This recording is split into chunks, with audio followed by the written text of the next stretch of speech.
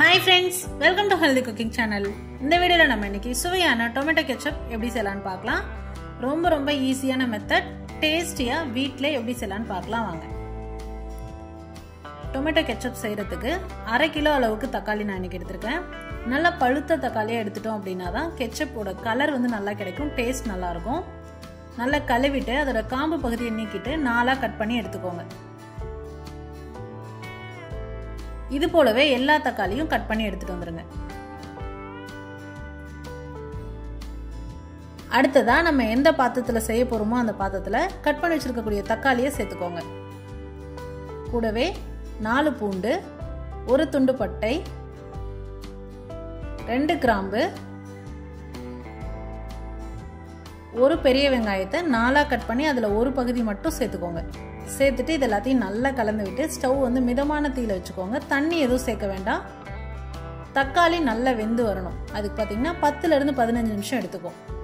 இப்போ பாருங்க 15 நிமிஷம் கழிச்சு நான் உங்களுக்கு காமிச்சிருக்கேன். தக்காளி எல்லாமே நல்லா வெந்து வந்திருக்கு. தண்ணியோட இருக்கணும் கொஞ்சம். இந்த ஸ்டேஜ்ல நல்லா ஆற விட்டுட்டு மிக்சர் ஜார்ல சேர்த்துக்கோங்க. சேர்த்துட்டு நல்லா நைஸா அரைச்சு எடுத்துட்டு வந்துருங்க.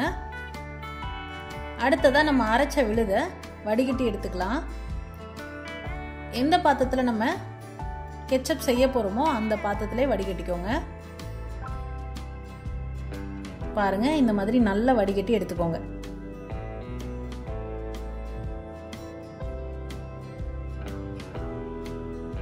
இப்ப ஸ்டவ்ல வச்சுட்டு அது நல்லா கொதிக்க ஆரம்பிக்கிற ஸ்டேஜ்ல 3/4 டீஸ்பூன் அளவுக்கு தனி மிளகாய் தூள், 4 டீஸ்பூன் நாட்டு சர்க்கரை,